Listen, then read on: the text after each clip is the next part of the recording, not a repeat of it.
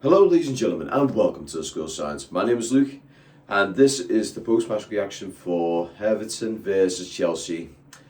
Everton 0, Chelsea 1.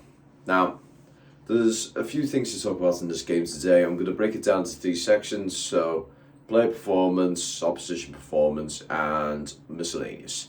So player performance today, you know what? For the fact that we were missing a striker, we did extremely well. Granted, we didn't do too much in terms of goal threats. We had a handful of goal threats here, there and everywhere. But as a whole, we played well. Our defence was close to airtight. I mean, Chelsea had quite a few corners, anywhere between... It was probably knocking on about 10 corners over the course of that game. And not a single one of them worried me of it going in, just for the fact that the defence was absolutely airtight in that regard. Set piece defending was absolutely brilliant. Tarkowski was able to get to the ball. Godfrey, when he was on the field, was able to do his work. Mina, when he was on the field, was able to do his work. Mykolenko, Patterson, they all put their shift in that regard. And with the likes of Patterson and Mykolenko, they were getting up the field properly. They were doing their job. Tarkowski was the absolute anchor point of that defence, though. I can say that for a fact. Now, Godfrey, I wish him a speedy recovery because that injury that he sustained looks absolutely horrific. Apparently, it's a small fracture in the lower part of his legs. That could potentially be his ankle, could be around where his shin is. It could be anywhere around there. Anywhere, even the tibia, fibia, anywhere around those sort of areas, it's bad. When you have a fracture around the leg, it's definitely bad because we all know what happened with Andre Gomez. When he injured his ankle, like he broke his ankle, it was pretty much the majority of the season he was out, and when he came back, he wasn't the same player.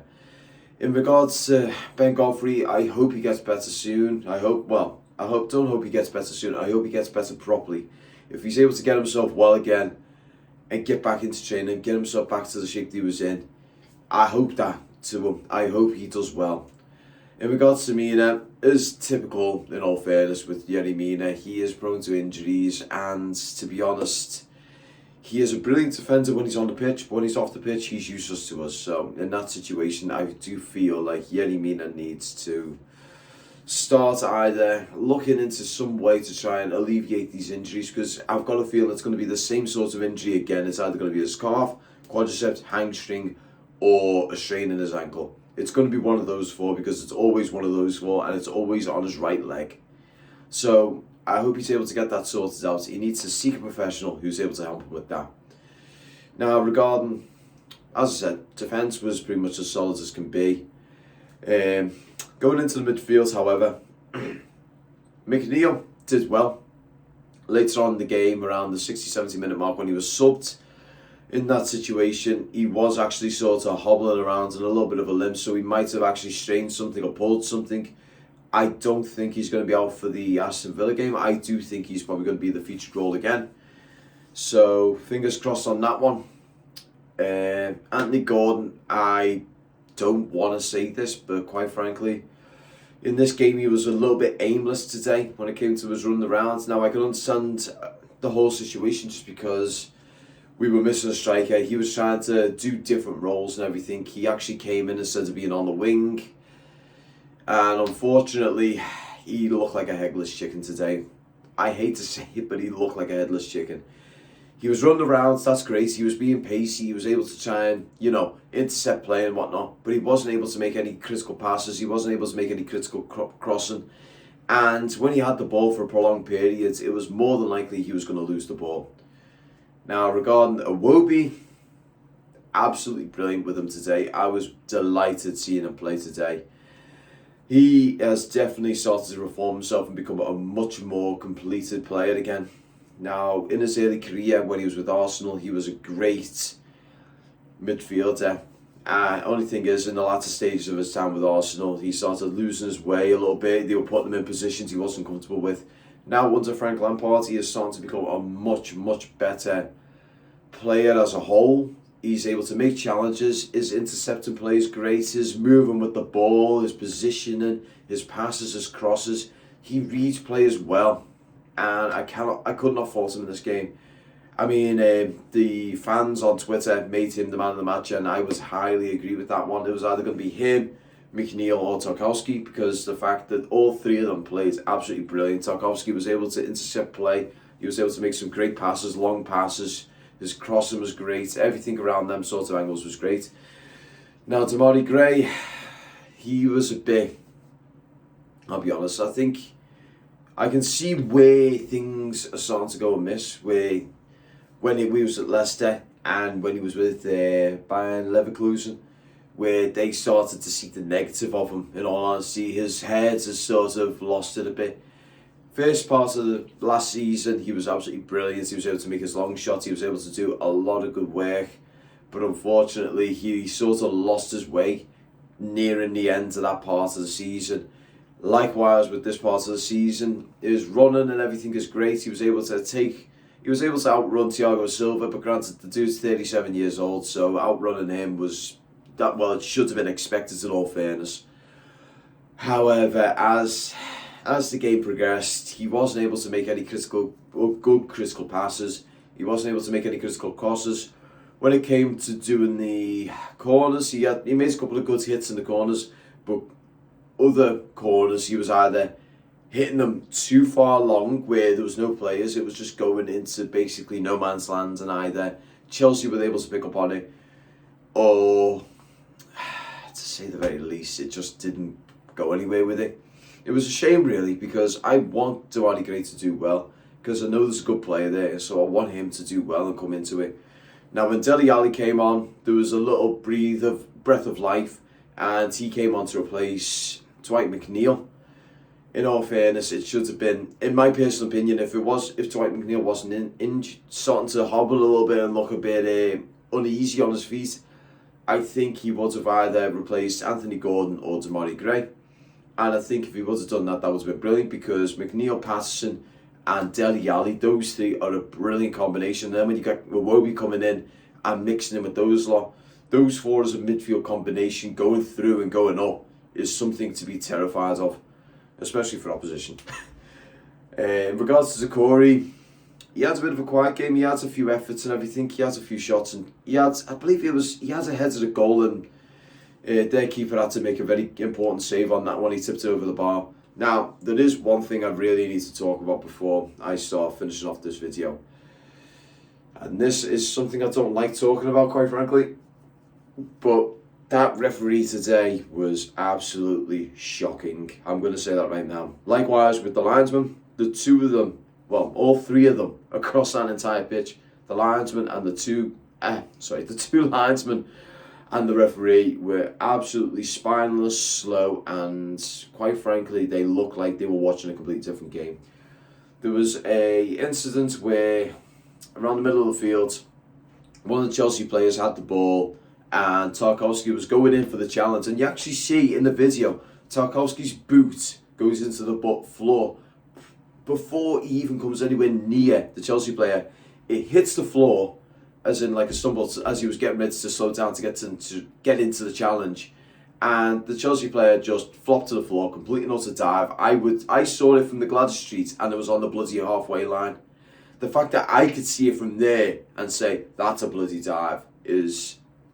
and it's the thing as well. I wear freaking glasses, and I could see that from there. These only help my vision for so far. How the hell a referee like him misses that is just beyond me. And the bloody linesman as well. So, Ben Godfrey's injury could have been prevented. This is all I'm going to say right now. It could have been prevented. And it was just down to the fact that Godfrey's pass, it was a really silly pass. Pickford was at the other side of his box, and Godfrey put a pass in to the wrong side of the box, and it went out at that point, and Pickford got it when it went out and brought it in. But granted, it was out by about a good 5 yards almost, like 2 to 5 yards. It was out, and the linesman was too busy lordling down the field to get to his position where he could say, oh, corner. But instead, Pickford gets the ball, brings it back in, and then goes to hit it long as in, like with a normal typical goalkeeper kick. But from there on in, you had a Chelsea attacker coming in, Ben Godfrey came in, they collided, and that's when Ben Godfrey got his injury. Now, if it wasn't for the bloody linesman not getting to there, that could have been ruled out. They could have said, okay, quickly, Chelsea corner, there you go, done. And Ben Godfrey would still be on the pitch at that point, and we could have dealt with the corner, got on with it. But no, he was too slow, couldn't get there, Ben Godfrey got injured, so I put that on the fucking linesman. Now, regarding the bloody penalty, should not have been a pen. No, don't get me wrong, Decore did foul him, that part should have been a pen. But because of the dive prior, which the referee should have pointed out and said, no, not doing that, mate, get up. That's a dive, mate. I consider that a dive, and probably even give him a yellow card for bloody, simulation or diving. Instead, he gives them a bloody free kick, and from there, they're able to move the play on. They get into the box. Decore makes the challenge. It's a penalty. Should not have been fucking put into that situation. Quite frankly, the FA need to fucking step into this shit and fucking deal with it, because it's getting to beyond a fucking joke. VAR should have been in his ear and saying, dude, that was a fucking dive. You need to, don't give that as a fucking free kick. It's a fucking dive. But yeah, guys, at the end of the day though, Everton played really well there. Considering the situation that we're in right now, we're missing a striker. We've just lost two of our bloody defenders for a prolonged period. Now, we're going to get Connor Cody in more likely on loan. We're going to be getting two defensive midfielders, so we can work around this. We can definitely work around this. If Frank Lampard's able to bring it into a back four, so you have, say, Tarkowski and Keane, or Tarkowski and Holgate, that's another one. Holgate played okay. I'm not going to say he played amazing, because he didn't play amazing. For the time he was on the field, he played alright. But as a whole, we may have to go back to a back four and have Tarkowski, Keane, Tarkowski, Holgate. One of those sort of situations, or even Tarkowski, Cody, if we end up getting Connor Cody. But then again, if he wants to play again with a back three, he could do Tarkowski, Keane and Cody. Now, you've got Cody as a young gun. Michael Keane, I think he's about 28, 29 now, around the same age as Tarkowski. But Tarkowski can lead those two and say to them, right, you keep tight here, you go there, or vice versa, do X, Y, and Z. He can keep them focused on the game. Because Michael Keane, as we know, when he's on that pitch, he's got one error in him.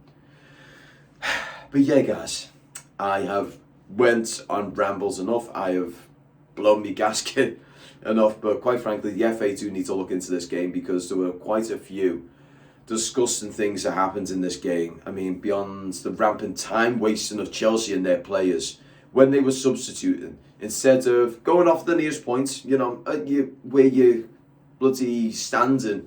I mean, Jorginho was the prime example of it. He was right by one of the lines, so he could have just walked off 10 feet that way, and he was off for their sub to come on. But instead, he walked the longest way across. And I don't mean just went straight over to the other side. He fucking diagonaled it and walked. He could have bloody done a nice light jog. But no, just happily little toddler long.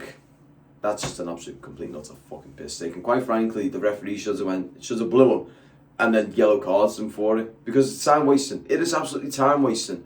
Now, granted, they can just go, oh yeah, we're going to pause play while you're doing that. But in all honesty, we don't get the true minutes out of it. We got 8 minutes in the first half because of the bad challenge on Godfrey. And we got 10 minutes in the second half because of multiple stoppages of play. And there was an incident in the crowd itself where medics from both the stadium and the other teams actually came in and dealt with it. So I would actually I would say to Everton, good job on that one. You guys were quick, responsive, so whatever has happened, hopefully anything that could have happened is now minimised because of it. Thank you very much for watching this video, guys. If you liked it, don't forget to like, share and subscribe. Also, I'd like to say a huge thank you to all my patrons over here. So if you want to be like any of these guys and get early access and free content to my channel, why not go over to the Patreon and become a part of the School of Science Superfan now? Also, we have got 2 tiers there. So the first one being your typical it's called the cup of coffee tier, so it's £1, no real perks or benefits, but it's essentially like you reaching into your back pocket, going, Luke, I like what you're doing, mate. Thank you very much. Here's £1 on me. Go get yourself a cup of coffee. That's it. However, if you want to get a little bit more from the channel, so say your ad-free content, your early access to the brand new videos, your name here to show how much I appreciate that you guys are supporting the channel, or if you're there for long enough, so it's usually around 3 to 6 months, depending on how things are going. But usually between 3 to 6 months, you get yourself a school sign sticker that's about yay big, black and white, and it's my first rendition of the sticker. Now that itself has got its own benefits in the sense that you can stick it and show your support on certain items or even on a backpack or something. I personally have got one myself. I've made my own. I wasn't able to get one from Patreon, so thanks Patreon for, you know, making one for me. Obviously you didn't. But I've got my own version of it and it's actually sitting on the back of my phone. But you can put them on pretty much anything that you feel is fit, whether it be a laptop, your books, a phone, on a lamppost,